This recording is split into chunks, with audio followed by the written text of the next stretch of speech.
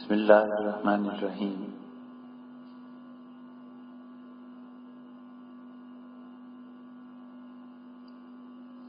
اطمینان ہوتا ہے کہ زیادہ اطمینان ہوتا ہے جب لوگ تھوڑے ہوں۔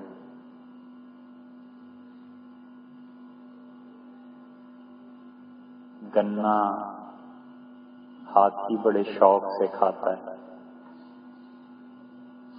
اور اس کی ایک دن کی خوراک چیونٹی کی پوری زندگی کی خوراک شاید ہوتی ہوگی۔ تو غذا بقدر حالت انہضام، معدہ جتنا قبول کر سکے، جتنی ہضم کر سکے، زیادہ اچھا ہے۔ الحمدللہ، کیونکہ جو باتیں سمجھ میں نہ آئیں اور پھر جستجو بھی نہ ہو کہ انہیں سمجھا جائے، اس سے بہتر ہے کہ آدمی کوئی اور مفید کام کرے۔ نیوٹن کی تھیوری ایک ایسا بچہ جو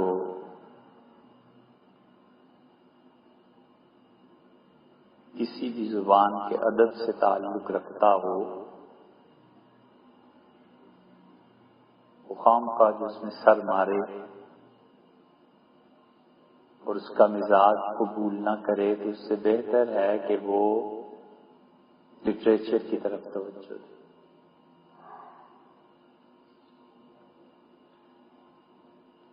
تو ہوتا یہ ہے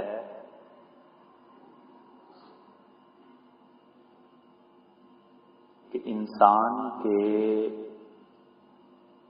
شعور کی تکمیل ہوتی ہے جب علم جہالت بن جائے اور جہالت علم بن جائے۔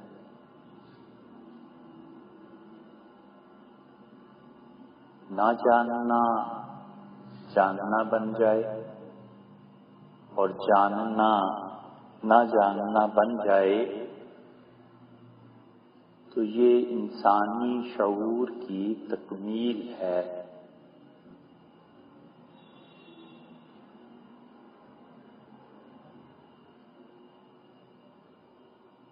اب یہ بڑی عجیب بات ہے کہ جہالت علم ہو اور علم جہالت،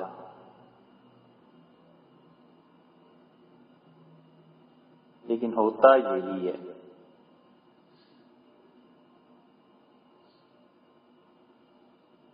اور اس سے بھی بڑھ کر اگر کہیں تو اللہ تعالیٰ کو یہی مطلوب ہے۔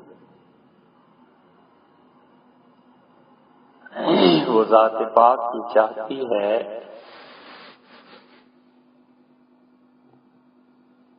کہ علم جہالت بنتا رہے اور جہالت علم میں تبدیل ہوتی رہے،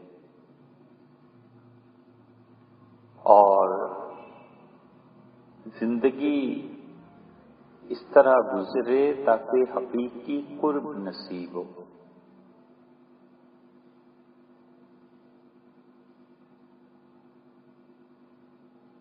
عبادات میں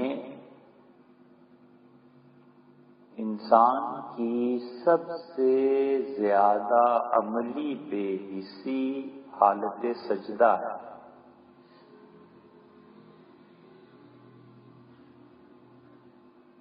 عبادت میں عملاً سب سے زیادہ بے بسی حالت سجدہ ہے۔ رکوع میں پھر کبھی ایکٹیو ہوتا ہے، سجدے میں بالکل بے بسی طاری ہو جاتی ہے اور انسان کچھ نہیں کر سکتا. تو عملاً خدا کی عاجزی کا سب سے بڑا مظہر یہ سجدہ ہے، اور اخلاقیات غیر محسوس طریقے پر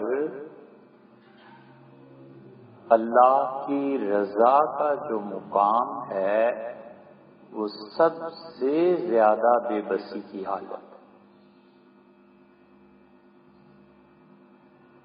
اور سب سے بڑا مقام عبودیت اور بندگی ہے بھی.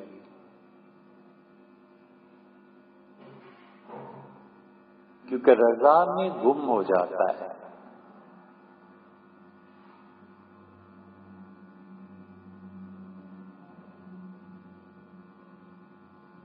صوفی سے کسی نے پوچھا کہ کیسے مزاج ہے؟ وہ ہنسا اور کہنے لگا اس کے مزاج کا کیا پوچھتے ہو، کائنات جس کی خواہش پہ چل رہی ہے.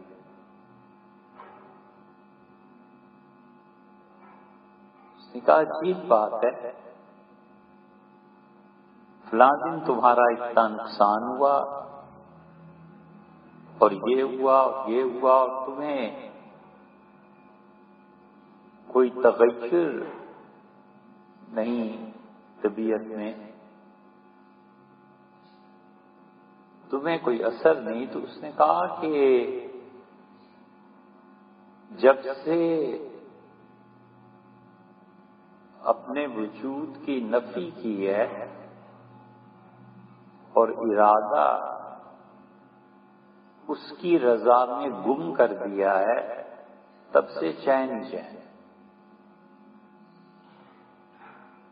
ایسے گم ہو گئے ہیں کہ جو کچھ ہو رہا ہے ہماری مرضی سے ہو رہا ہے. یہ باتیں کرنی آسان ہیں، لیکن اس کی حقیقت تک پہنچنے کے لیے خون پانی ہو جاتا ہے، اور آنکھوں کے آنسو خون بن جاتے ہیں، پانی خون ہو جاتا ہے.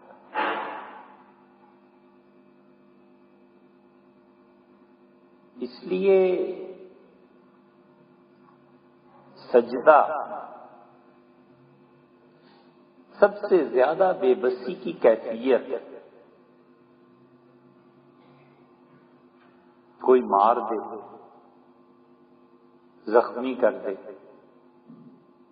سنبھلے گا ہی نہیں. رکوع میں بھی آپ دیکھیں پھر کچھ کر سکتا ہے، سجدے میں بالکل ہی کچھ نہیں کر سکتا. اور سجدہ کبھی عبادت کے لیے ہوتا ہے اور اس سے بڑھ کر سجدہ قرب کے لیے ہوتا ہے.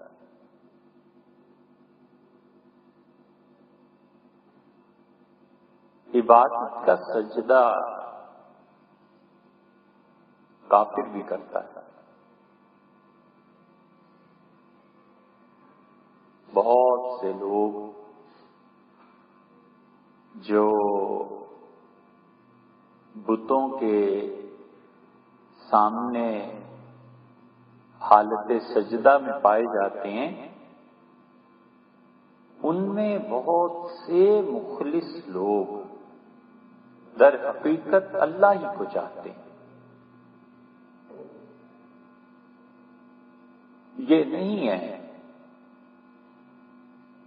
کہ وہ رسوم اور رواج میں جکڑے گئے. اور اس کے برعکس بہت سے مسلمان جو حالت سجدہ میں نظر آتے ہیں وہ اللہ سے غافل ہوتے ہیں. تو عبادت کا سجدہ صحیح عقیدے کے تحت کرے وہ ایک الگ مسئلہ ہے، مگر دل کی خالص نیت کے ساتھ عبادت کا سجدہ کافر اور مومن دونوں کی مشترکہ میراث ہے. شائبہ تک نہیں ہوتا اس کے دل میں کہ ریاکاری ہے. وہ بتوں کو بھی سجدہ کر کے جو اس کے ذہن میں اللہ کا تصور ہے اس کا قرب چاہتا ہے.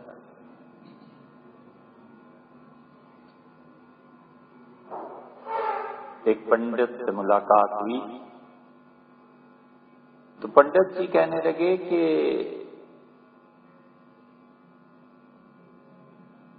اللہ تعالی کا قرب ہے جس کے لیے یہ ساری محنت ہے. تو ہم نے پوچھا اللہ؟ اس نے کہا زمان و مکان سے ماورا. اس نے کہا یہ پتھر تراشے ہوئے ہیں ہمارے اپنے ہاتھ پہ، یہ کون سا خدا ہے؟ اس نے کہا ٹائم اور اسپیس، خدا اس سے بہت بلند و بالا ہے.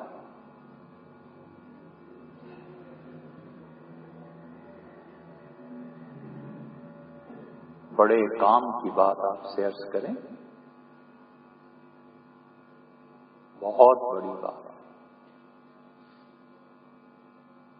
عمر بھر یاد رکھنے کی بات، اور جو ہم نے بھی کبھی بیان کیا. یہ جو وقت ہے نا، ایک ہے اس کا فطری نظام. آج 1 جنوری 17 ہے کہ رات خیال آیا کہ آپ سے عرض کریں گے. کوئی نہیں روک سکتا، کائنات میں کوئی طاقت ہی ایسی نہیں ہے جس کو روک سکے. لا محالہ آج سورج ڈوبنا ہے، چاہے ساری دنیا کے انسان مر جائیں، زور لگا لیں، اس سورج کو ڈوبنے سے اور کل 2 جنوری کے آنے کو کوئی نہیں روک سکتا. یہی وہ المیہ اور قضیہ ہے جس کو لوگ کہتے ہیں کہ ٹائم گزر گیا، وقت گزر گیا، وقت ہاتھ نہیں آتا، اور زندگی ایسے گزر گئی. اس فطری نظام کو توڑنا ہو اور زمانے کے اس چکر سے باہر نکلنا ہو، اور جتنا آپ جیسا کوئی آدمی 1 دن اور 1 سال میں کام کر سکتا ہے، آپ اس کے مقابلے میں اتنا ہی کام جتنا وہ 1 سال میں یا 1 دن میں کر سکتا ہے، آپ سال کا مہینے میں اور دن کا چند گھنٹوں میں کر لیں. اس نظام حیات میں اس زمانے کی روش سے باہر نکلنے کے لیے فطری نظام کو توڑ کر بندگی کے نظام میں آ جانا چاہیے.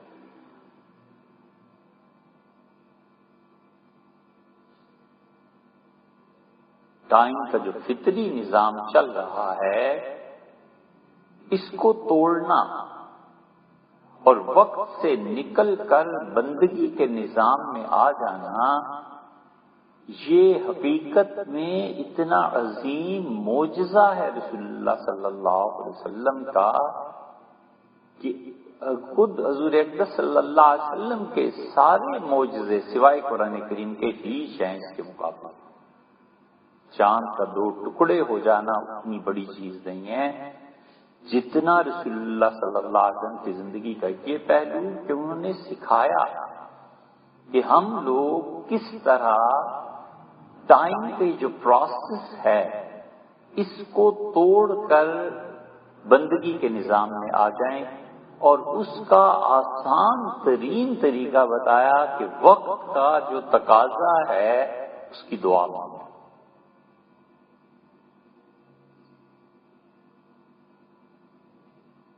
ہم اپنی بات نہیں سمجھا پائے. ایک آدمی 1 سال میں کام کرتا ہے، مومن آدمی وہی کام 1 مہینے میں کر لیتا ہے۔ اس وقت میں جو سال سمٹ کے 11 مہینے کو سے فائدہ پہنچا، اسے کہتے ہیں ٹائم کی ڈیپتھ، اور اسے کہتے ہیں ٹائم میں برکت کا ہو جانا۔ یہ ٹائم کی ڈیپتھ میں جانے کے لیے جو سکرو، جو آلہ، جو اس پینیٹریشن کے لیے مشین حضور اکرم صلی اللہ علیہ وسلم نے بتائی، یہ فرمایا کہ ٹائم میں جو چیز آ رہی ہے نا، اس کے مناسب حال تم دعائیں مانگتے رہو، تو معجزانہ طریقے پر تمہاری سمجھ میں آئے بغیر تم ٹائم کے نیچرل پروسیس سے گزر کے اللہ کی بندگی کے نظام میں آ جاؤ۔ اور یہ وہ راز ہے کہ جو کام حضرت نوح علیہ السلام سے 950 سال نہ ہوا، اور حضرت عیسیٰ تو نہیں تو کم عمر تھے، حضرت موسیٰ اور داؤد اور اللہ کے نبی علیہ السلام، ان سے صدی میں 2 صدیوں میں جو کام نہ ہوئے، حضور اکرم صلی اللہ علیہ وسلم کو آپ دیکھیں 22-23 سال میں کام نپٹا کے دنیا سے چلے۔ یہ وہ ہے فطری نظام سے نکل کے بندگی کے نظام میں آنا۔ کیسے ہے وہ آنا؟ بڑا ہی آسان بتایا، محنت کرو، اور جب کھانا کھا لو تو قول باللہ الذی اطعمنا وسقانا وجعلنا من المسلمین۔ واش روم میں گئے تھے، وہ وقت بغیر اللہ کی یاد کے گزر گیا، باہر نکلو تو ایک لفظ کہنا ہے غفرانہ، اللہ معاف فرما۔ جو وقت تیری یاد میں صرف ہونا چاہیے تھا وہ ان چیزوں میں صرف ہو گیا جو نیچرل چیزیں تھیں، کھانے پینے اور مختلف حاجات کی ضرورت کے تحت تھیں، لیکن یہ کہ اس میں نفس انسانی ہوتا ہی نہ ہو، اور میں فرشتوں جیسا ہوتا اور ہر وقت تیری عبادت میں مصروف رہتا، تمنا تو یہ تھی، لیکن اس کے باوجود یہ جو کچھ ہو گیا ہے نا، وہ فرانت اس سے معافی مانگتا ہوں، تو وہ جو وقت اندر لگ گیا تھا اس کی کمی اس سے پوری ہو جائے۔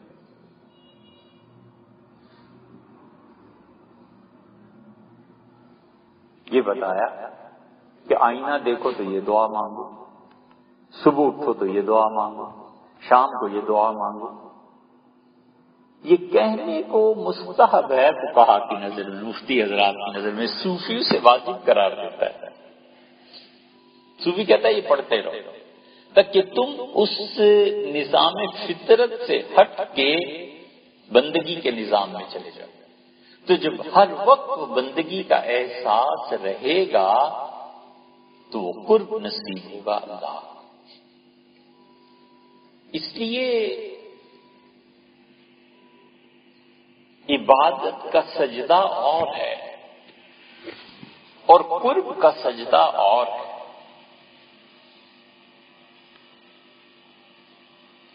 علامہ اقبال کو جو ہم اتنا مانتے ہیں اور ان کی باتیں آپ کے سامنے رکھتے ہیں، وہ ایسے ہی نہیں ہے۔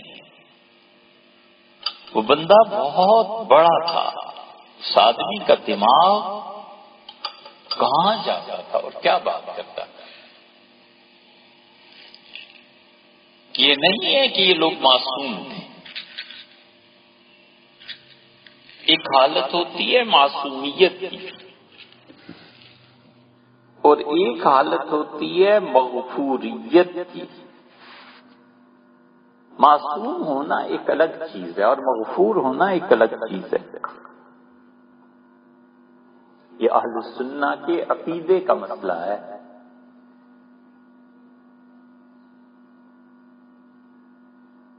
پڑھتے تھے شرح عقائد میں، دوسری کتابوں میں، تو اساتذہ یہی کہتے تھے کہ ایک معصوم ہوتا ہے، ایک محفوظ ہوتا ہے۔ صحابہ کرام رضی اللہ عنہم محفوظ تھے اور انبیاء علیہ السلام معصوم تھے۔ یہ ساری کتابیں پڑھنے کے بعد، حتیٰ کہ پڑھانے کے بعد بھی یہ مسئلہ اب تک سمجھ میں نہ آیا ہمارے کہ معصوم اور محفوظ میں فرق کیا ہے بنیادی طور پہ۔ اپنی جہالت کا اعتراف کر رہے ہیں، یہ نہیں کہہ رہے کہ بڑوں نے جو غلط لکھا ہوگا، لکھا ہے، بہت نے لکھا ہے،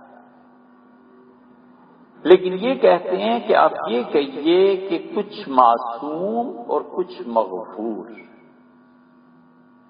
معصوم تھے، ان سے گناہ کا صدور نہیں ہوا، باوجود بشری تقاضوں کے ان سے لغزش ان کے درجے کے مطابق ہوئی. اور محفوظ کوئی نہیں تھے انبیاء علیہ السلام کے بعد، ہر ایک سے گناہ ہوئے ہیں. امت میں اور باقی صحابہ کرام رضی اللہ عنہم میں فرق یہ ہے کہ ان کو زندگی میں ہی بشارت دے دی گئی کہ گناہ ہے اور بخشے گئے، اور باقی امت میں کسی کے لیے.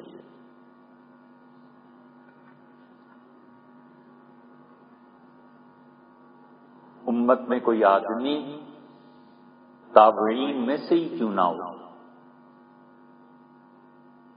سوائے ان تابعین کے جن کو رسول اللہ صلی اللہ علیہ وسلم نے ہی فرما دیا تھا اویس قرنی تھے. ادھر حضرت امام باقر رحمت اللہ علیہ انہیں سلام بھجوایا تھا رسول اللہ صلی اللہ علیہ وسلم نے.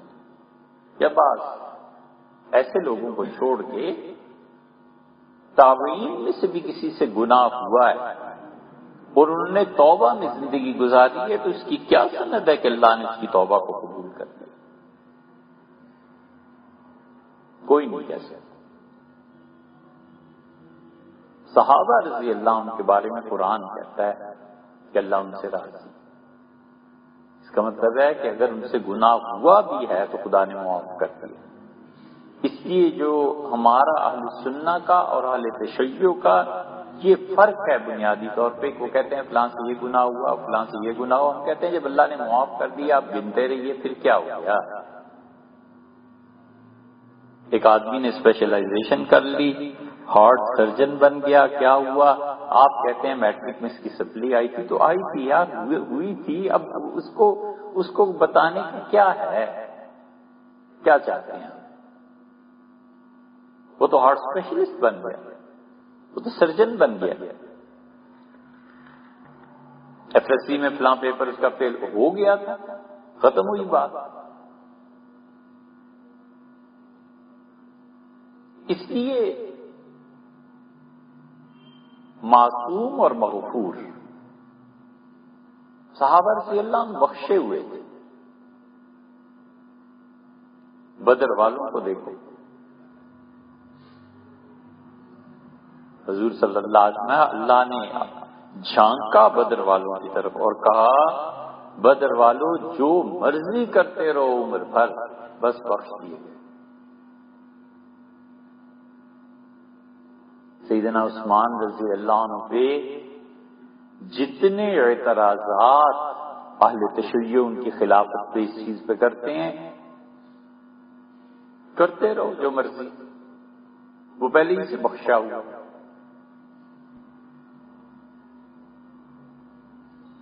اس لیے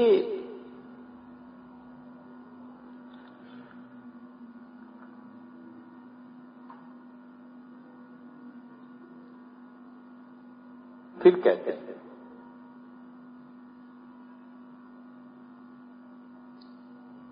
کہ ٹائم، زمانہ، وقت یہ اپنے فطری نظام کے تحت چلتا ہے. اس فطری نظام کو اگر توڑنا ہونا، حضور اقدس صلی اللہ علیہ وسلم کا قرآن کے علاوہ کوئی شاید معجزہ ایسا نہیں ہے جو اس معجزے کے ہم پر لاؤ کہ ٹائم کے پروسیس سے انسان کو نکالنا. بہت بڑی بات ہے. ٹائم میں جو کمی رہ گئی ہے اسے پورا کر دے. کائنات میں اس کا متبادل ہے ہی نہیں. آج شام سورج ڈوبنا ہے، کوئی نہیں روک سکتا. کل سورج طلوع ہونا ہے، کوئی نہیں روک سکتا. حضور اقدس صلی اللہ علیہ وسلم نے یہ جو دعائیں سکھائی ہیں نا ہر وقت پہ پڑھنے کی، اس کی برکت یہ ہے کہ انسان ٹائم کے اس فریم ورک کو توڑ کے خدا کی عبادت اور بندگی کے درجے میں چلا جاتا ہے.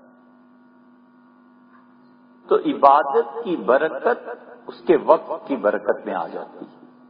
تو نتیجہ یہ کہ وہ آدمی کم وقت میں بہت زیادہ کام کرتا ہے۔ اور اگر آپ کو اس میں اب بھی شبہ ہو تو قرآن سے اس کی دلیل دیں۔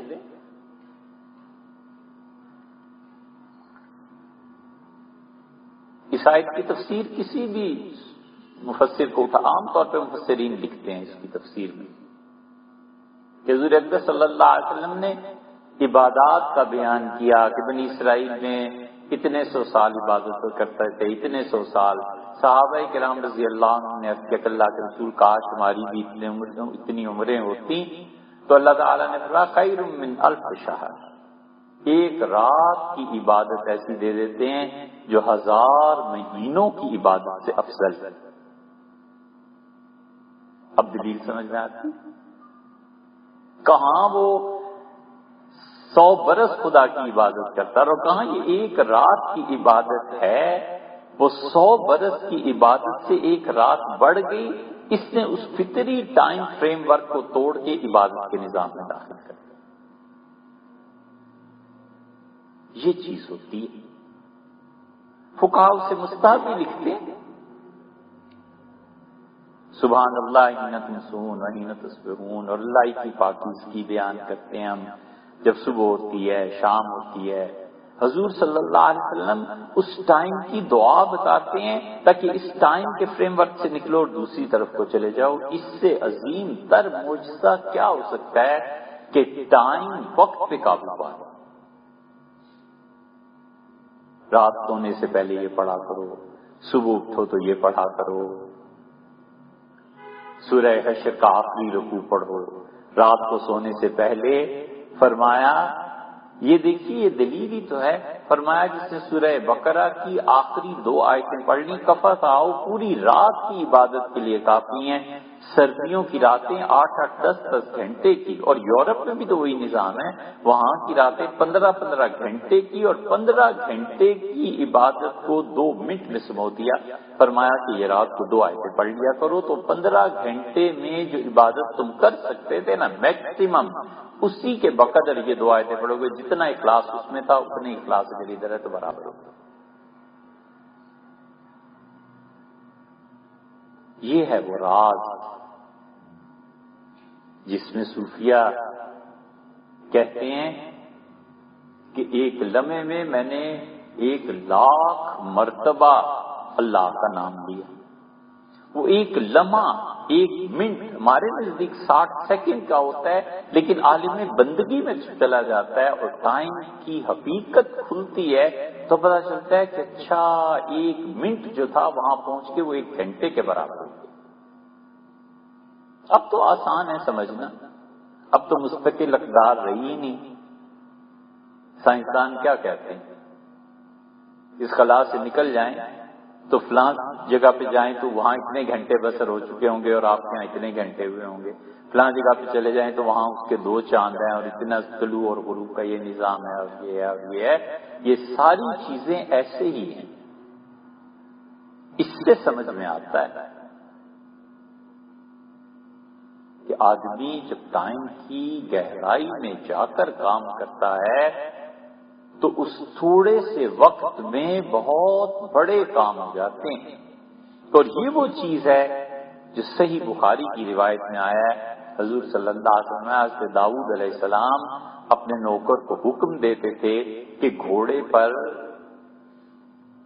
بیٹھنے کی جگہ پہ پوستین کوئی چیز ڈالو اور گھوڑے کو تیار کرو، اور جتنی دیر میں وہ تیار کرتا تھا اتنی دیر میں داؤد علیہ السلام پوری زبور پڑھ لیتے تھے۔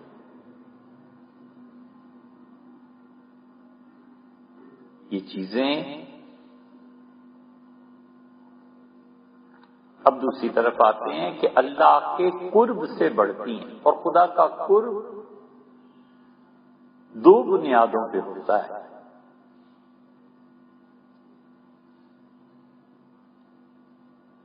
انسان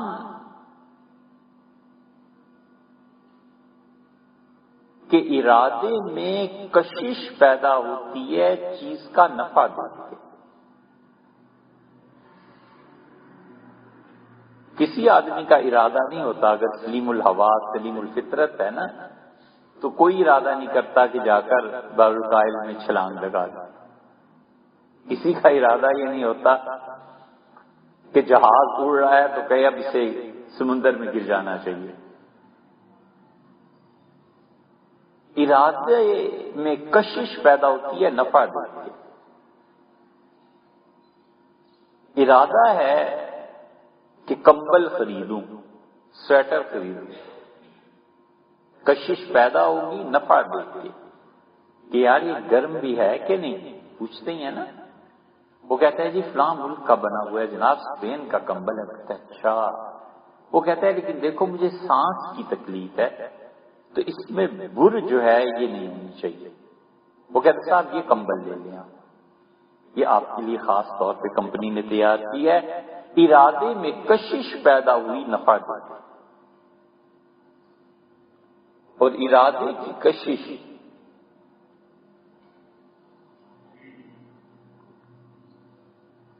ذہن میں علم کو پیدا کرتی ہے پھر،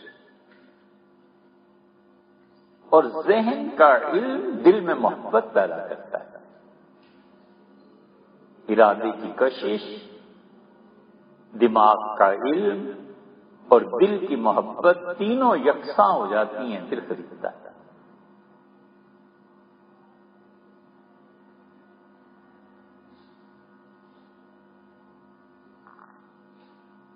یہ دل کی محبت جو ہے نا، یہ کبھی بھی زندگی میں وہی پر غالب نہیں آنی چاہیے. وہی پر جب دل کی کشش اور محبت غالب آ جاتی ہے اور لگام ڈھیلی پڑ جائے تو پھر تباہی کے علاوہ کچھ نہیں بچتا، تباہی پھر جاتا ہے.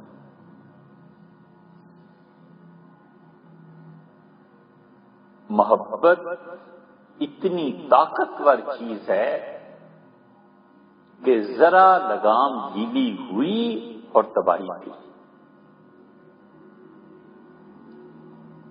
محبت میں بھی دونوں عناصر ہیں، چھن جانے کا خوف اور حصول کی تمنا. چھن جانے کا خوف نامعلوم ہے، جہالت ہے، اور اس کا قرب، اس کے پاس جانے کی تمنا معلوم ہے. یہاں پہنچ کے علم اور جہالت برابر ہو جاتی ہے.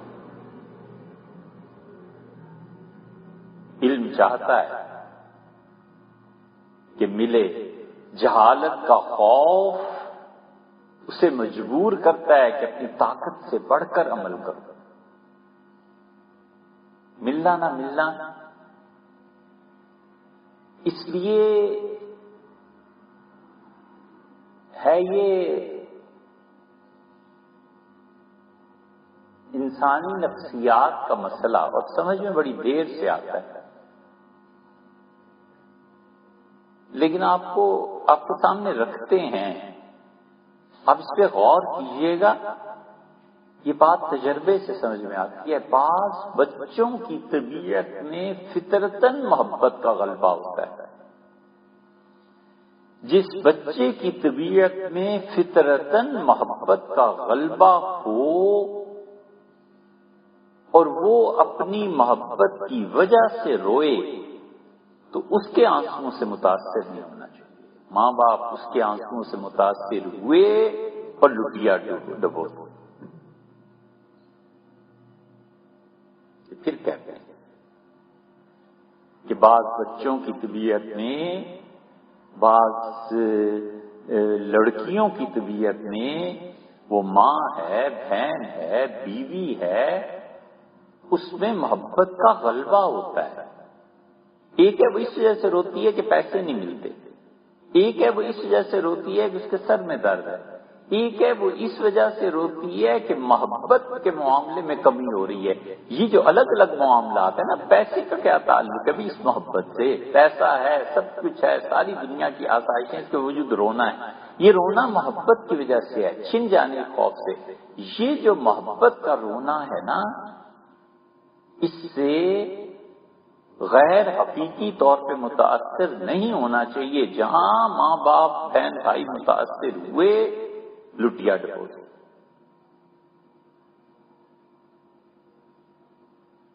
یہ آنسوؤں میں بڑی تاثیر ہوتی ہے، تیزاب کی طرح گرتے ہیں لوہے پہ. سخت سے سخت دل ماں باپ مجبور ہو جاتے ہیں بچوں کے آنسوؤں سے.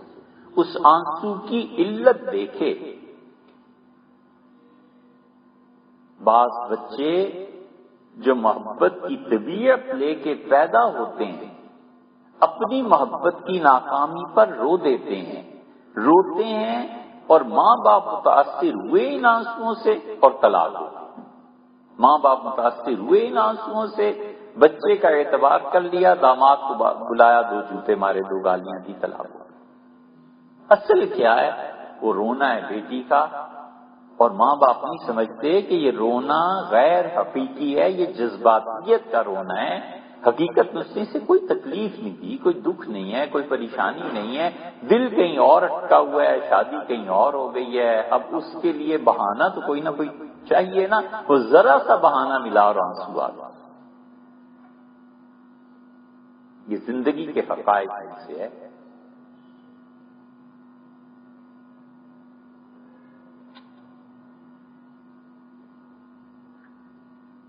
بعض لوگوں کی طبیعت ہی اپنے مزاج کے اعتبار سے محبت کی ہوتی. اللہ کی ذات حاکم ہے اور تمام کائنات اس کی محکوم ہے. کوئی سطح انسانی زندگی کی ایسی نہیں ہے جہاں یہ تصور ختم ہو جائے. نبوت سے بڑا مقام اور ختم نبوت سے بڑا مقام کون سا ہو سکتا ہے؟ اس کے باوجود اللہ حاکم ہے اور حضور اقدس صلی اللہ علیہ وسلم اور تمام انبیاء علیہ السلام بہرحال اس کے بندے ہیں، محکوم. یہ جو سطح ہے حاکم اور محکوم ہونے کی، عابد اور معبود ہونے کی، اور اس کے بالاتر اور فوقیت کی اور بندے کی بندگی کی، یہ سطح انسان میں خوف کے ساتھ مربوط ہے. خوف کی وجہ سے نافرمانی نہیں کرتا. یہ ہے گناہ سے بچنے کی حقیقت، کہ گناہ نہیں کرتا، کہ حاکم ہے، سزا بھی مل سکتی ہے. اس سے بڑی سزا کیا ہوگی کہ اپنے سے دور کر دے. یہ ہے خشیت الہی. یدعوننا رغبا ورہبا. اور انبیاء علیہ السلام کے متعلق اللہ کہتا ہے وہ ہماری عبادت کرتے ہیں، ہمیں پکارتے ہیں. کبھی اس سے کہ ان پر خوف خشیت طاری ہوتی ہے، اور کبھی اس سے کہ محبت طاری ہوتی ہے. ایک مستقل 2 ستون ہے، یہ کبھی بھی ختم نہیں ہو سکتا. انبیاء علیہ السلام کی زندگی سے ختم نہیں ہوئے تو اور کدھر ختم ہونے. ایک ستون ان میں سے یہ سطح ہے حاکم اور محکوم ہونے کی، اور یہ انسان کو گناہ سے بچاتی ہے. ڈرتا ہے آدمی کہ کہیں اللہ کا قرب کھو نہ دے. اور دوسرا ستون محبت ہے کہ وہ شوق سے اللہ کی عبادت کرتا ہے تاکہ اس کا قرب بڑھے. یہ اللہ کی محبت ہے جو اسے ثواب اور اطاعت کی طرف لے جاتی ہے. اور پہلی چیز اللہ کی حاکمیت اسے گناہ سے بچاتی ہے، اور دوری کا خوف اس میں انسان کو معصیت سے بچاتا ہے. یہ دونوں ملتے ہیں عناصر. ایک وہ سطح اور ایک یہ سطح. کچھ لوگوں کو آپ دیکھیں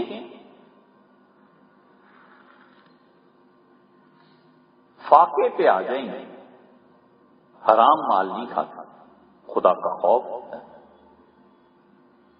کچھ لوگوں کو آپ دیکھیں رات بھر اللہ کی محبت کا عالم، مطالعہ ہو رہا ہے، علم کی جستجو ہو رہی ہے، کیا کیا چیزیں ہو رہی ہیں. یہ وہ چیز ہے جو محبت غالب ہے.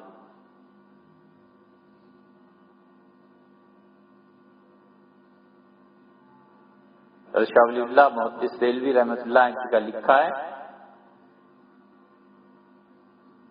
اللہ تعالیٰ نے مجھے پوری دنیا ہتھیلی کی طرح دکھائی، اور میں نے اس میں ان لوگوں کے دل دیکھے جن کی وجہ سے امت میں ہدایت پھیل رہی ہے۔ تو چراغ تھے، ایک بڑا روشن چراغ میں نے دیکھا ہے، بڑا قوی دل۔ میں نے فرشتوں سے مراد کی ہے، میں نے فرشتوں سے پوچھا کہ یہ کیا ہے؟ انہوں نے کہا یہ ایک بزرگ ہیں جن کی وجہ سے بہت اللہ نے دنیا میں لوگوں کو ہدایت دی۔ میں نے کہا یہ کہاں رہتے ہیں؟ ان کا تمہارے شہر دہلی میں۔ میں نے کہا ہے دہلی میں؟ یہ کون ہے؟ ان کا حضرت مرزا مظہر جان جانا رحمۃ اللہ۔ اور مرزا مظہر جان جانا رحمۃ اللہ علیہ کا حال یہ تھا کہ وہ 80 برس کی عمر میں لکھتے ہیں کہ اب فقیر میں طاقت نہیں رہی، صبح و شام 100 آدمی آتے ہیں جن کو توجہ دیتا ہوں۔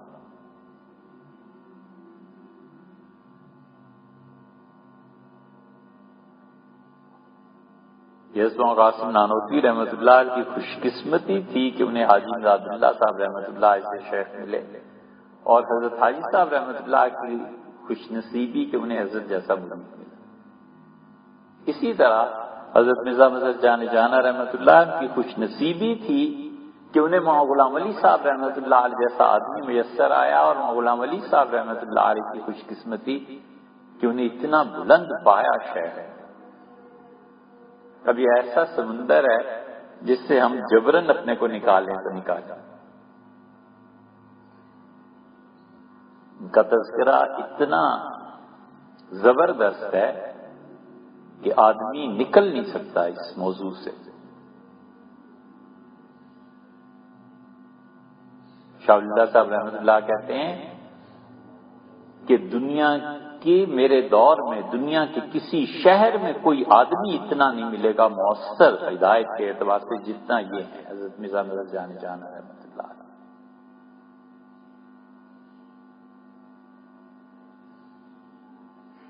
عجیب و غریب شخصیت، دیوان پورا اردو شاعری کا 20,000 شعر تھے۔ عمر بڑھی پھر بڑی پھر بڑی، پھر ایک دن سارا دیوان منگا کے فرمایا نہیں یہ شعر بھی یہ بھی ٹھیک نہیں، یہ بھی ٹھیک نہیں۔ 1,000 کے قریب شعر رہنے دیے، 19,000 شعر اپنے ہی لکھے، وہ خود ختم ہوئے۔ نہیں یہ پائے سے گرے ہوئے۔ وہ دن بدن جو ترقی ہوتی رہی تو کہاں وہ ابتدائی دور اور کہاں انتہا کا دور۔ حضرت اپنے شاگردوں کے نام لکھے، انعام اللہ یقین تھے۔ یہ انعام اللہ یقین جو تھے نا، حضرت مرزا مظہر جان جانا رحمۃ اللہ علیہ کے شاگرد تھے شاعری میں۔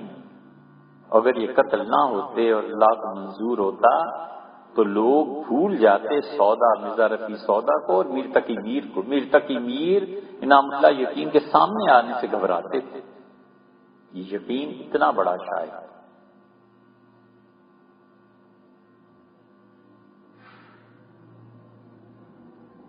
ان کی طبیعت میں تھا عشق اور محبت غالب۔ بڑا خطرناک پوچھا ہے، جان بوجھ کے کبھی قدم نہ رکھے آدمی اس دروازے کو ہی نہ کھٹکھٹائے، اتنا خطرناک ہے یہ میدان۔ حضرت سے کسی نے پوچھا مرزا مظہر جان جانا رحمۃ اللہ علیہ سے کہ حضرت یہ طبیعت آپ کی کب سے اتنی محبت میں ہے؟ فرمانے لگے کیا پوچھتے ہو؟ میں 6 مہینے کا تھا اور میرے بڑے بتاتے تھے کہ ایک عورت آئی، بڑی خوبصورت آنکھیں تھی اس کی، اور تم 6 مہینے کے تھے، اور وہ ماں کی سہیلی ہے، اور اس سے محبت سے چوما پیار کیسے بچوں کو کرتے ہیں؟ تو تم ایسے اس کے عشق میں گرفتار ہوئے کہ لوگ ہنستے تھے، دلی میں کہتے تھے اب اس بچے کو اس عورت کے بغیر سکون ہی نہیں آتا، روتے تھے جب وہ ہنستی تھی، اور پھر اس کے بعد لے جاتے تھے، تم چپ ہو جائے۔ 5 سال فرمایا میں اس کیفیت میں رہا، میں 6 مہینے کا تھا، اس کی آنکھیں بڑی اچھی لگی۔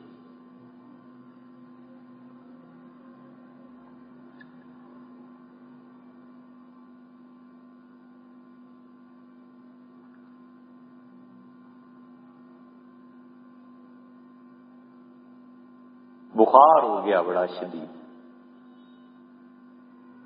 ایسا شدید بخار ہوا حضرت کو لوگ گھبرا گئے، پتہ نہیں زندگی موت کا مسئلہ نہ بن جائے۔ تو حکیم نے کہا حضرت دوا، تو فرمایا وہ جو فلاں لڑکا ہے نا اس کو دوا دو، اس کا بخار اتر جائے گا۔ اب یہ پتہ ہی نہیں کہ وہ لڑکا کدھر رہتا ہے، کون ہے، فرمایا اس کو دوا دے کے آؤ۔ وہ گئے، حکیم صاحب اس کو دوا دی، اور آقا حضرت نے فرمایا کوئی مجھے ضرورت نہیں ہے، اس کا علاج کرو۔ وہ جب ٹھیک ہوا تو ادھر بخار اتر گیا۔ اس نے کہا حکیم نے کہ حضرت یہ کیا ہوا؟ فرمایا مجھے اس سے اتنا تعلق ہے، اتنی محبت ہے کہ اس کو بیماری پہنچے تو میری روح اس بیماری کو قبول کر لے۔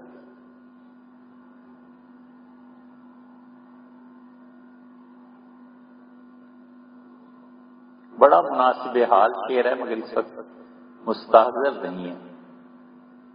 پتھر کہیں گرے چوٹ آئے، چوٹ آنے پہ ایک اردو غزل ہے پوری کہ سنگ اس پہ گرے، کچھ ایسے ہی ہے، یہ ہو جاتا ہے۔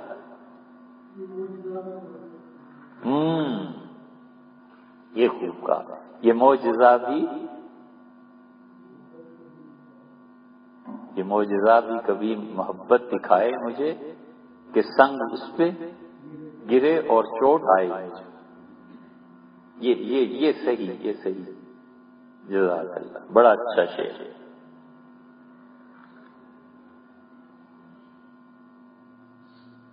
اتنی محبت کی طبیعت تھی کہ ایسی فنائیت طاری ہوئی،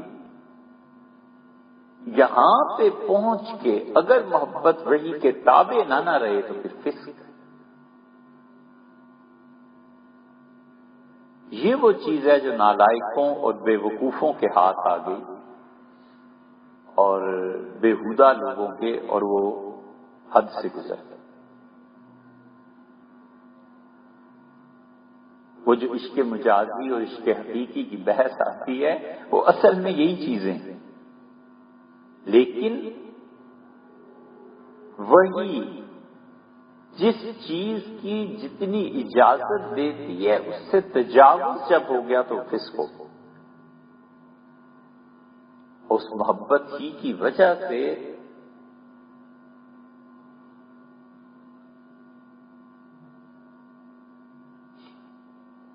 طبیعت میں ایسی نزاکت اور نفاست پیدا ہوئی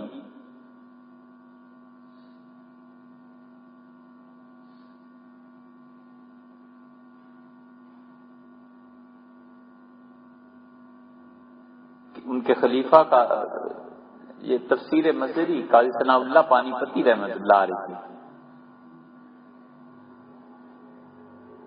قاضی صاحب بیٹھے ہوئے تھے، حضرت کے خلیفہ تھے جیسے اور معتقد حضرت کے بیٹھے ہوئے تھے، تو ایک آدمی آیا، حضرت بھی تشریف لائے، تو حضرت نے اس آدمی کو اٹھا دیا، فرمایا تم چلے جاؤ۔ قاضی صاحب سے فرمانے لگے اس کے جانے کے بعد، قاضی ثناء اللہ تم ایسے شخص ہو کہ اللہ کے فرشتے تمہارے ساتھ بیٹھے ہوئے میں نے دیکھے، اور میں ادھر سے دیکھ رہا تھا آتے آتے، اور یہ آدمی جب آیا ہے تو اتنا ناپاک تھا کہ فرشتے اس سے تنگ آ گئے، تو میں نے اسے بھیج دیا۔ تم ایسے شخص ہو کہ اللہ کے فرشتے تمہاری تعظیم کے لیے کھڑے ہوئے۔ قاضی ثناء اللہ صاحب پانی پتی رحمۃ اللہ علیہ بڑے لوگوں میں سے تھے، اس لیے حضرت کی طبیعت میں جو ایک چیز تھی محبت کے غلبے کی وجہ سے، مشہور ہے کہ گولی مار دی کسی نے، ہے تو حقیقت کہ وہ شہید ہوئے تھے، ان کے مزار پہ جو تختی لگانی تھی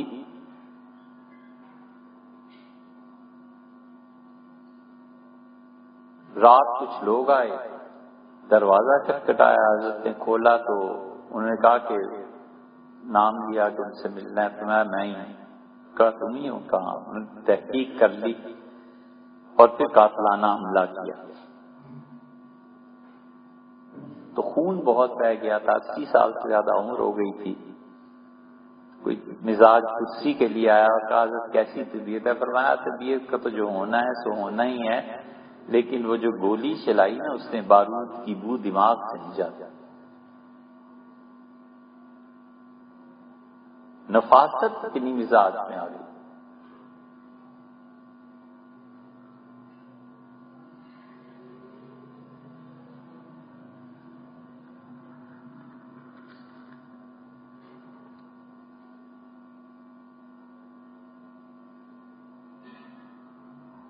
حسن،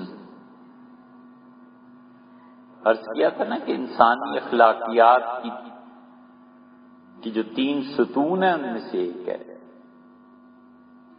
صدق، سچائی، خیر اور حسن. بڑا غلبہ تھا اس کا. غیر متناسب چیز برداشت نہیں ہوتی تھی.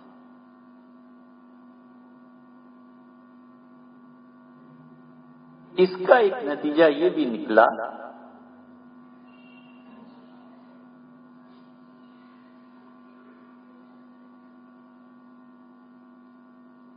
کہ ان کے ہاتھ کے جو بنے ہوئے لوگ تھے،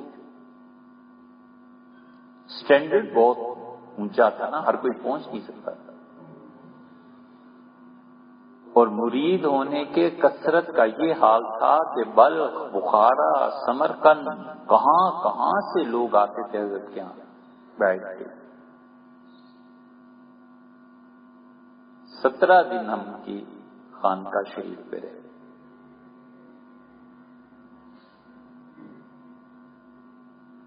بڑے فیاض، بہت زیادہ اپنے مہمانوں کا خیال رکھنے والے، اور اتنے انوار اور برکات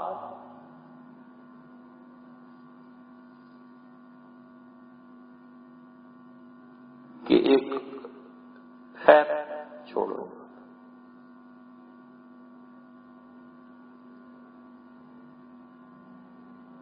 مولانا غلام علی صاحب رحمۃ اللہ علیہ ان کے خلیفہ اور ان کی جگہ پہ آیا.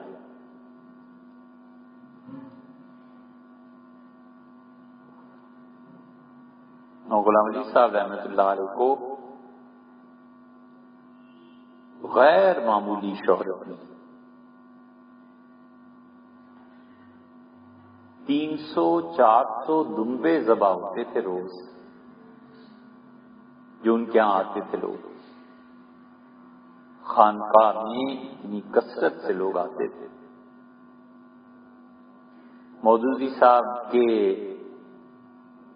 جو بڑے تھے نا، ان میں ایک حسن مودودی تھی، وہ غلام علی صاحب رحمۃ اللہ علیہ کے خلفاء میں سے تھے. یہ 18ویں صدی کا واقعہ ہے.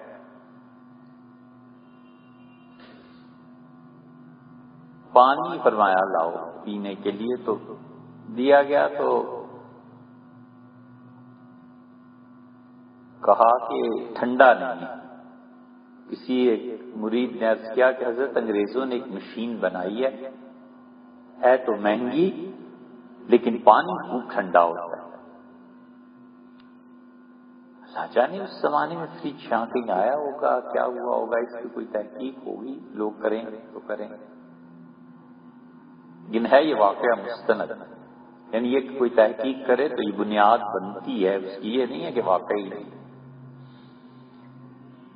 تو حسن مودودی کو بلایا اور فرمایا ٹھنڈا پانی پینے کو جی حضرت کوئی مسئلہ ہی نہیں، بھی کر دیتے ہیں. تو فرمایا کہ فلاں ذکر کو فلاں طریقے سے کرنا. حضرت بالکل معلوم. انہوں نے 200 مرتبہ لا الہ الا اللہ پڑھا، زر لگائی اور پانی برف کی طرح یخ ہو گئے. مولانا علی صاحب رحمۃ اللہ علیہ بڑے بڑے شور. فرمایا یہ بھی ایک طریقہ ہے.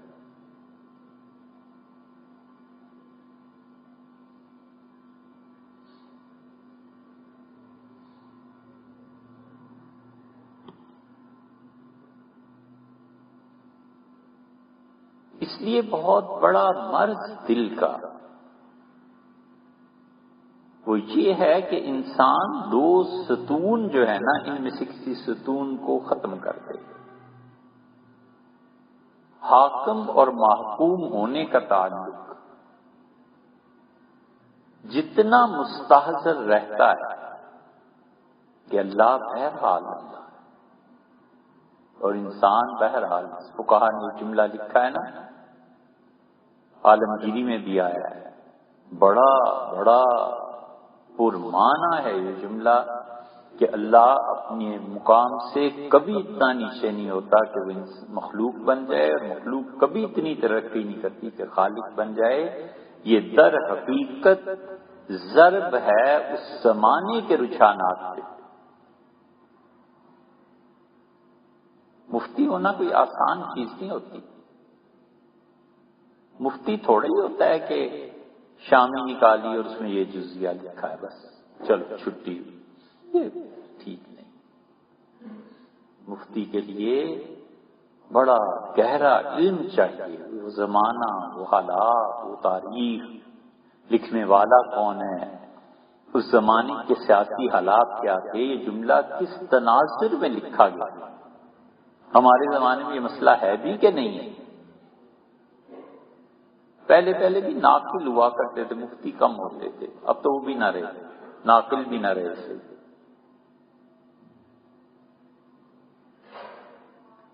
نام رہ گیا۔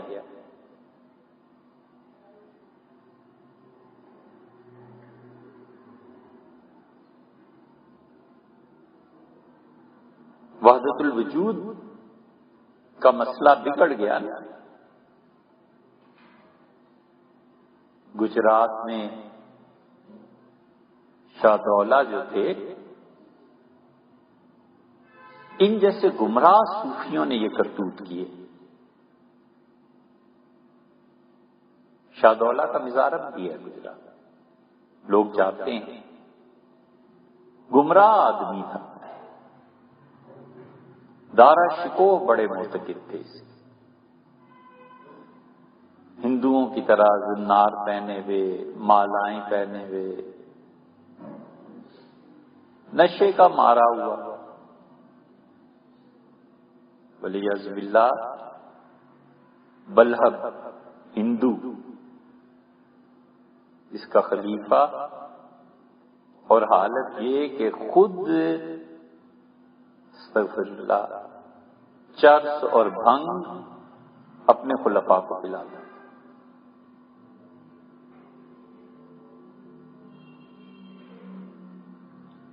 اور دعویٰ یہ تھا کہ ہم بخشے ہوئے ہیں سارے، اور نتیجہ اس کا یہ نکلا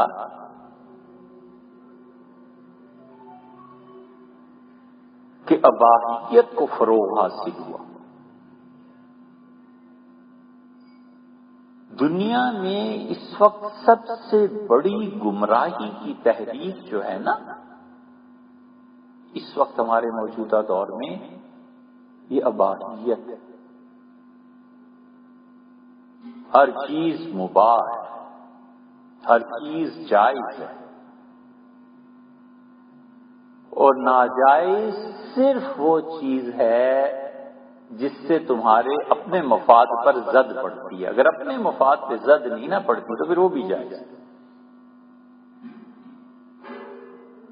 نشہ بالکل جائز ہے، لیکن اگر وہی نشہ تمہاری اولاد کو بیکار بنا رہا ہے تو اولاد کے لیے ناجائز ہے، اپنے لیے پھر بھی جائز ہے۔ اس وقت دنیا میں سب سے بڑی گمراہی کی تحریک یہ ہے کہ وہ کہتے ہیں محض عقل انسانی حاکم ہے اور کچھ نہیں، یہ سب مباح کرنے کا تو چکر ہے۔ یہ جتنے بھی رام اور رحمان ایک کر رہے ہیں نا، یہ اسی کا تو چکر ہے۔ اور اتنے گمراہ ہیں، اتنے گمراہ، اتنا نہیں جانتے کہ وحدت ادیان کبھی بھی نہیں ہو سکتا، دین کبھی بھی سارے ایک نہیں ہو سکتے۔ حل وحدت ادیان نہیں ہے، حل دوسرے دین کو برداشت کرتا ہے، بس۔ سینکڑوں سال ہندو، سکھ، مسلمان ایک دوسرے کو برداشت بھی کرتے آئے نا، یہی ہے بس، اور کیا ہے؟ یہ نہیں ہے کہ دین ایک ہو جائے۔ یہ وحدت ادیان کے جو پیروکار ہیں نا، یہ سب سے زیادہ بڑے گمراہ اسی لیے ہیں کہ وہ کہتے ہیں ہر دین میں جو چیز ہے سو درست ہے۔ ہم کہتے ہیں غلط ہے لیکن برداشت کرنا ہے بس، اللہ کا ایک نظام۔ وَلَقَدْ ذَرَعْنَا لِجَهَنَّمَ كَثِيرًا مِنَ الْجِنِّ وَالْإِنسِ، اور ہم نے جہنم میں بھیجنے کے لیے بہت سے انسان اور جنات بنائے، اس کی مشیت ہے، بس اس کا اپنا نظام ہے، کون دخل دے سکتا ہے؟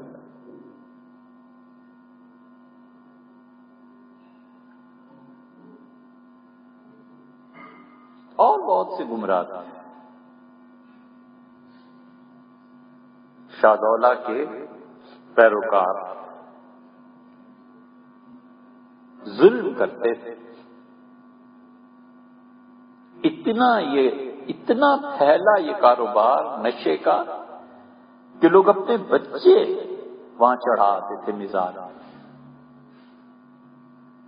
یہ اسی کا نتیجہ ہے، اب تو خیر بہت کم ہو گیا، پہلے یہ بچوں کو لوگ چڑھاتے تھے آج سے 1 آدھ صدی پہلے، اور ان بچوں کے سر پہ یہ لوہے کا دائرہ ڈال دیتے تھے تاکہ دماغ پر رش نہ پائے، تو جسم بڑھتا رہتا تھا، دماغ رک جاتا تھا، ایسی حرکتیں کرتے تھے۔ تو پورا 20، 25، 30 سال کا جوان لڑکا یا لڑکی ہے اور حرکتیں اس کی 4 سال کے بچوں جیسے۔ اس امت کی تباہی ہے کہ غالباً 200 سال، 250 سال یہ نظام چلتا رہا۔ آج سے 50، 60 سال پہلے بھی شاہ دولہ کی چوہیاں جو تھیں وہ نظر آتی تھی کہیں، اب تو شاید نہیں ہوتی۔ یہ سب نتائج ہیں ہدایت کے مراکز کے برباد ہو جانے۔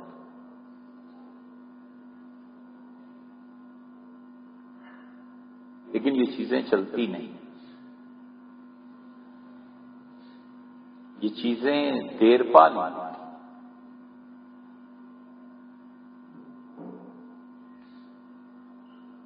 دارا شکو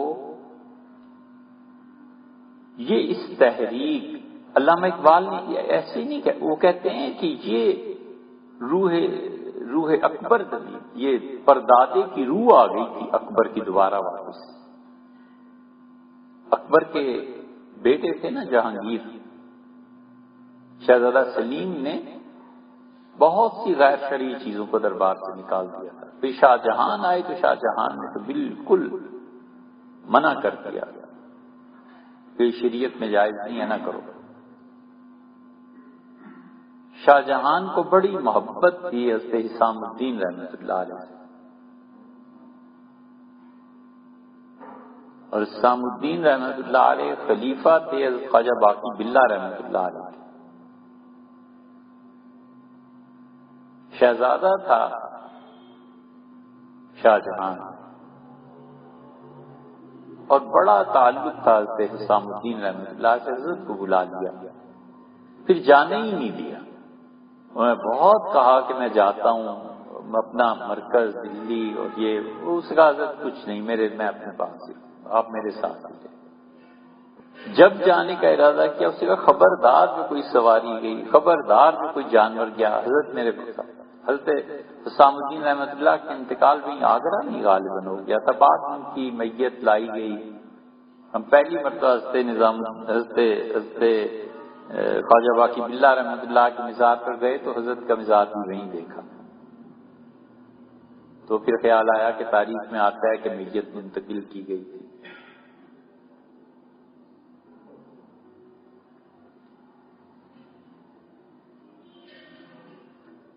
اس کا بیٹا یہ دارا شکو شاید 25 سال کا ہوگا، کتابیں لکھنا شروع کر دیں. تعلیم تو بہت تھی. ظاہر ہے کہ شہزادے سارے ہی تعلیم پاتے تھے، لیکن بھائیوں کا حسد وہ بھی شروع ہو گیا، کیونکہ اورنگزیب تھا نا، تو وہ بڑا پابند تھا ساری چیزوں کا. ادھر دارا شکو تھا، دارا شکو کے اپنے نظریات تھے. شاہ دولہ گجراتی اور کتنے پیر اس کو مل گئے، اور کون کون ہندو مل گئے. پیسہ کھلا تھا. اورنگزیب نے اس زمانے میں لوگوں نے کہا کہ اپنے مملکت کے تمام اسباب اور وسائل کو دکن پہ لگا دیا ہے، بیجاپور دکن. وفات کے وقت 38 کروڑ روپے اس زمانے کے خزانے میں چھوڑے. 38 کروڑ مغلیہ سلطنت نے، یعنی 1707 میں 38 کروڑ کو اندازہ ہو سکتا ہے کتنی رقم ہوگی.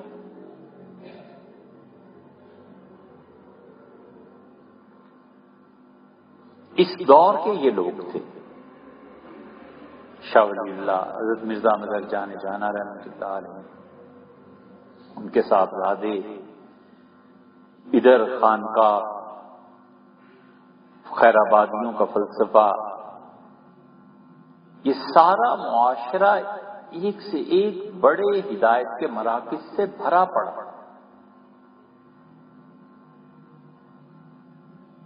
مٹکاف دلی کا گورنر، 1857 کی جنگ آزادی میں بھی اس کا نام ملے گا.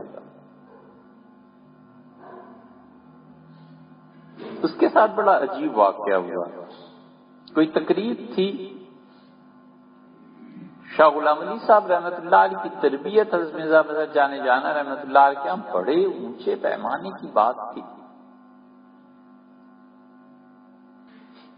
ڈانٹ ڈپٹ، سختی.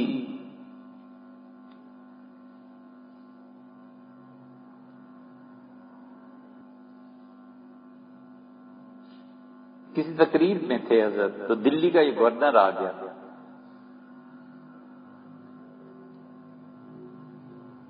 شاہ غلام علی صاحب رحمۃ اللہ علیہ کو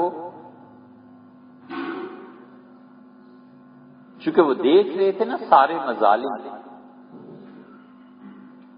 انگریزوں کا تسلط، مسلمانوں کا زوال، یعنی اندازہ کیجئے کہ شاہ عبدالعزیز صاحب رحمۃ اللہ علیہ کے داماد حضرت عبدالحی صاحب رحمۃ اللہ علیہ، ان لوگوں نے غالباً میرٹھ میں انگریزوں کی نوکری قبول کر لی، کوئی کلرک بن گیا یا کچھ ایسا. شاہ غلام علی صاحب رحمۃ اللہ احتجاج کیا اور حضرت کو لکھا کہ آپ جیسے لوگ اگر انگریزوں کی نوکری کرنے لگیں تو پھر ہندوستان کا کیا بنے گا؟ انگریزوں کی نوکری جائز نہیں. اگر مسلمان انگریزوں کی غلامی نہ کریں اور ہندو نہ کریں اور انہیں افراد نہ ملیں تو ان کی حکومت نہیں جمے گی. شاہ عبدالعزیز صاحب رحمۃ اللہ اس کا جواب لکھا ہے. لیکن غیرت اتنی تھی تو مٹکاف کا پتہ چلا تو حضرت نے منہ پھیر لیا، ادھر ہو کے بیٹھ کے. وہ قریب آیا تو اس کے منہ سے شراب کی بو آ گئی، تو حضرت نے بالکل دھتکار دیا اسے، نہیں دیکھا اسے. میں ایسے ناپاکوں کی شکل نہیں دیکھنا چاہتا، مجھے ان سے اتنی نفرت. مٹکاف جب گھر گیا تو اپنے نوکر سے کہنے لگا کہ پورے ہندوستان میں ایک ہی مسلمان دیکھا. اس کے دل میں خیال ہی نہیں کہ میری کتنی طاقت ہے، یعنی خدا کے علاوہ کسی کا خوف ہی نہیں اسے کہ ایک ہی مسلمان. وجہ کیا تھی؟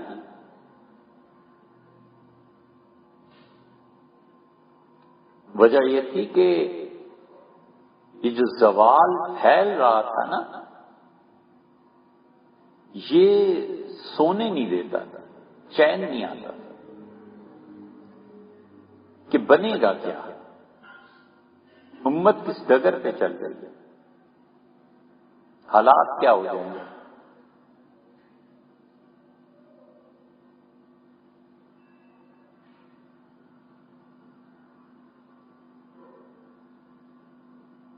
سر سید اسی خانوادے کے پروردگار سر سید احمد خان کو سب سے زیادہ تعلق، اگر کہوں کہ اپنے والد سے بھی زیادہ تعلق حضرت غلام علی صاحب رحمۃ اللہ حضرات، کوئی مبالغہ نہیں، محبت ایسی، تعلق ایسا تھا۔ علی گڑھ کی تحریک،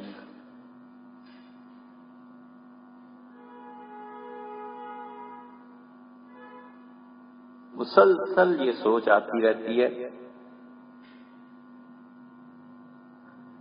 کہ علی گڑھ جیسا کوئی ادارہ ہمارے ملک میں نہ بنا۔ اس کی خرابیاں اپنی جگہ پہ، لیکن بڑی تفصیل سے ہم نے ذکر کیا ہے کہ وہاں سے کیسے کیسے لوگ اٹھے، لیکن کوئی ادارے بنے نہیں پھر۔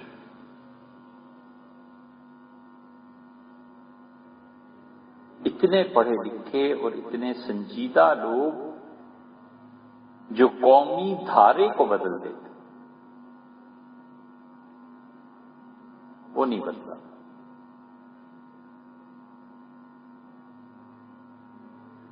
اساتذہ کھیت تیار کرتے تھے، اور اب زوال کا حال یہ ہے کہ باپ اولاد تیار نہیں کر سکتا۔ خانقاہوں میں کھیت تیار ہوتی تھی، 20، 25، 30، 50، 100، 200 آدمی تیار ہو گئے۔ وہ کیا کرتے تھے؟ فکر کی اصلاح کرتے تھے، بس سوچنے کا ڈھنگ بتاتے تھے کہ کیسے سوچتے ہیں، پازیٹو تھنکنگ کیا ہے۔ ان کی صحبتوں میں رہ کے یہ چیزیں پیدا ہوتی تھیں۔ اور اب زوال کا حال یہ ہے کہ 4 بچے ہوں نا تو ان کی تربیت نہیں ہو سکتی۔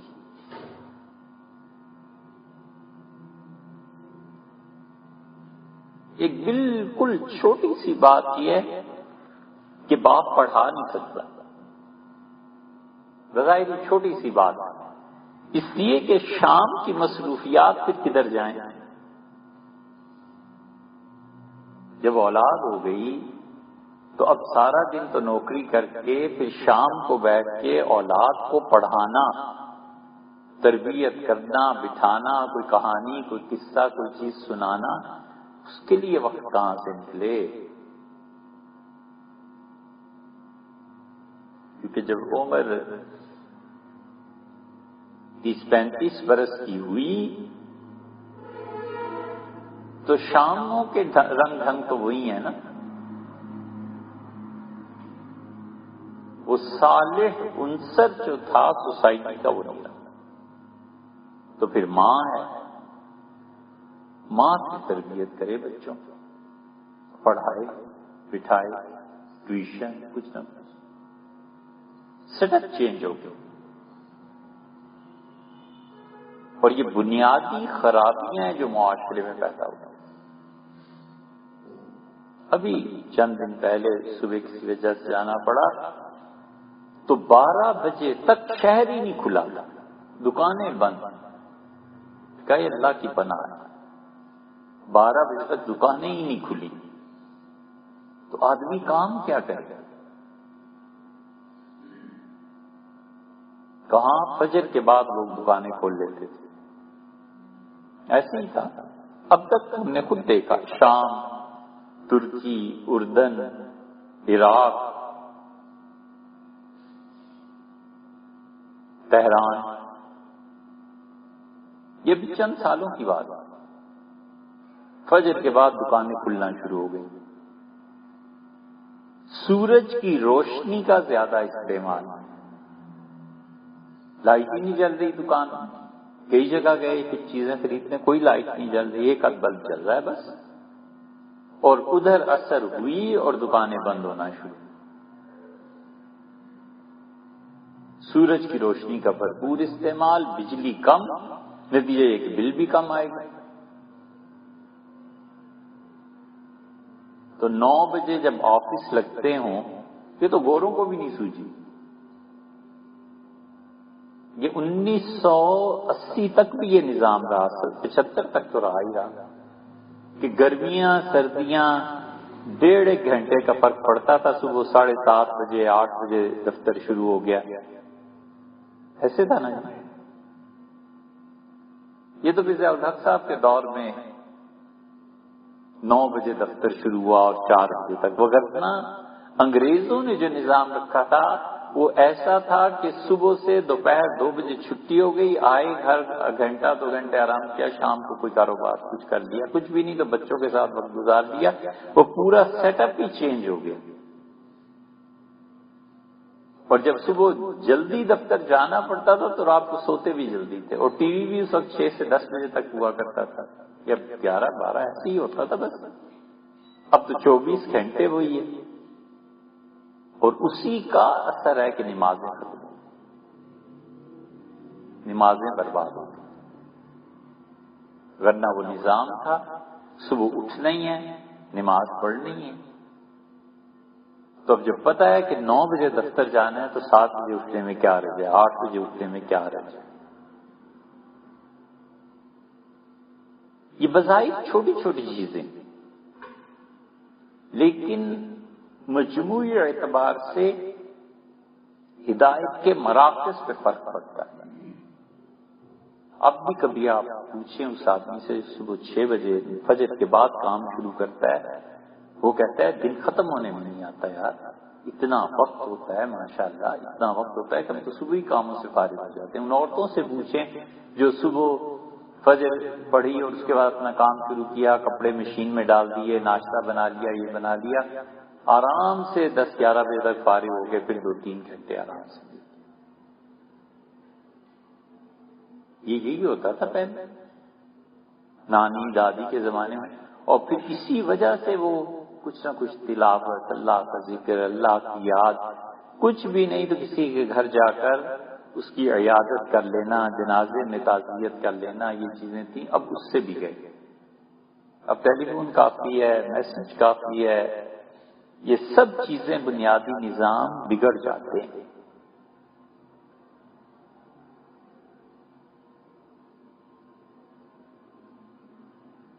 تو بات لوٹا لیں کہ اللہ کا اور بندے کا حکمرانی اور محکوم ہونے کا تصور یہ گناہ سے بچاتا ہے. حاکم سزا مل سکتی ہے، اس سے بڑی سزا کیا ہے کہ دوری ہو جائے گی. اور قرب، محبت، یہ محبت عبادت میں، بندگی میں لذت کو پیدا کر دیتی ہے. تو خشیت اور محبت، اس سے اللہ کے قرب کا سفر طے ہوتا ہے.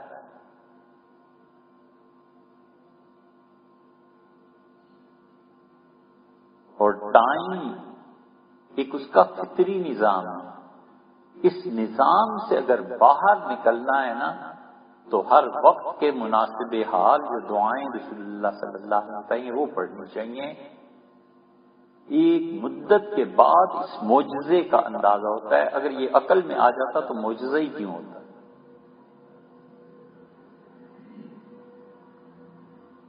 اور جن بچوں کی طبیعت میں محبت کا مزاج پیدائشی طور پہ ہوتا ہے، آپ اس مزاج کو نہیں بدل سکتے، نبھانا پڑتا ہے. لیکن محبت کے معاملے میں ان کے آنسوؤں سے متاثر ہونا خود ان کو برباد کرتا ہے. کبھی نوٹس ہی نہیں لینا چاہیے، کیونکہ اس کو تو رونا اس لیے آتا ہے کہ اس کا پورا امپائر تباہ ہو رہا ہے، پوری سلطنت برباد ہو رہی ہے. اور ماں باپ اگر اس میں بہہ گئے تو پھر اسے اس امپائر سے نکلنا ہوگا 25-30 سال کے بعد. تو پھر رونا ہوگا کہ میں تو احمق تھا، کیا ماں باپ کو بھی عقل نہ تھی کہ میرا کچھ خیال کرتے؟ میں نے تو حماقت کی تھی، کیا بڑوں کو بھی عقل نہیں تھی؟ آدمی فطرتاً اپنے آپ کو الزام سے بچاتا ہے، اور اخلاقیات کا اعلیٰ مقام کبھی آتا ہے زندگی میں تو پھر تجزیہ انصاف سے کرتا ہے کہ میرا کتنا قصور ہے اور دوسرے کا کتنا قصور ہے. لیکن یہ ہوتا ہے. اخلاق کی یہ سطح اگر آ جائے تو دنیا میں بہت سے قصے نبٹ جائیں. یہ چیزیں یاد رکھنی چاہیے آئندہ سے انشاءاللہ.